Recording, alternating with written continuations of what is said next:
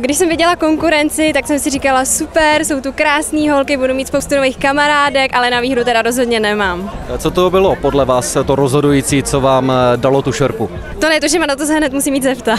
Vy máte i poměrně pěkné ceny, jakožto vítězka samozřejmě této soutěže. Co z toho vám udělalo největší radost? Tak ceny jsou naprosto úžasný, já jsem ani opravdu, jak jsem nepočítala s výhrou, tak jsem ani moc neposlouchala, co všechno vyhraju, ale rozhodně mi udělal zájezd největší radost.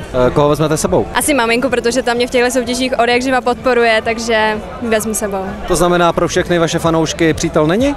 Přítel je, ale vezmu maminku.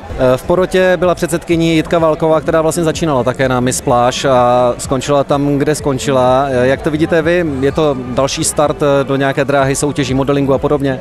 Tak já už bohužel mám odmiskováno, jak se říká, já už jsem v modelingovém důchodu, takže já si myslím, že tohle byla ta poslední krásná tečka.